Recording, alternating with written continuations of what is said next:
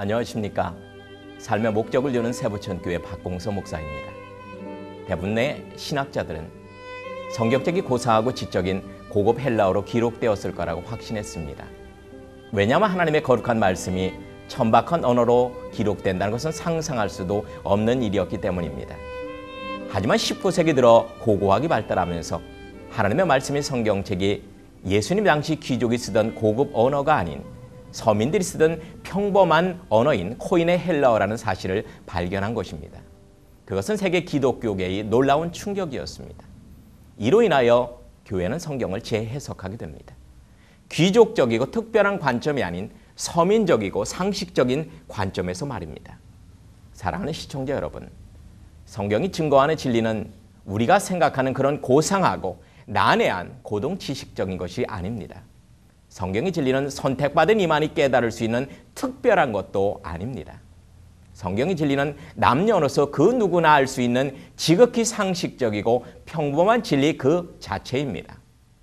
중세 때만 하더라도 모든 성경책은 당시 최고의 지적 언어였던 라틴어로 쓰여졌고 모든 설교도 라틴어로 했습니다. 하나님의 말씀은 고상하고 거룩하다는 선입감 때문이지요.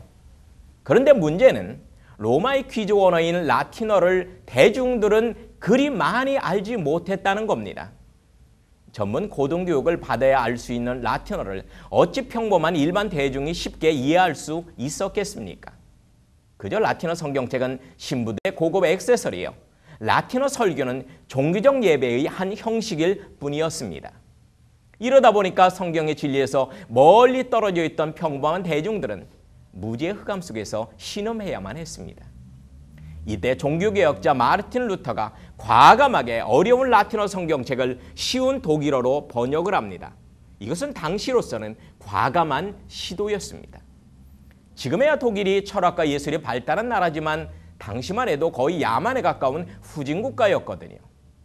당연히 로마 교황청의 지도자들은 독일어는 야만적인 천민들이나 사용하는 쓰레기의 언어라고 생각할 수밖에 없었습니다. 종교개혁자 마르틴 루터는 고상한 라틴어 성경책을 천박하다고 하는 독일어로 번역한 것입니다. 아마도 당시엔 이보다 더 큰 신성모독은 없었을 것입니다. 어찌 거룩한 수도원 원장이자 이성적인 신학대학 교수가 이런 몰상식한 행동을 할 수 있었을까요? 당시의 기독교 지도자들은 도저히 이해할 수 없었습니다. 여하튼 마르틴 루터는 이러한 천박하고 미련한 행동을 했기에 특별한 수도적 영성보다 평범한 생활 영성을 중요시하는 개신교회가 탄생한 것입니다. 개신교회 탄생은 말씀의 신성구역이 무너져 특정인 중심에서 모든 이들에게 복음이 전파되는 효과를 창출한 것입니다. 생활 영성이 성경적 복음을 들은 사람들은 개혁되고 발전되는 역사가 일어났습니다.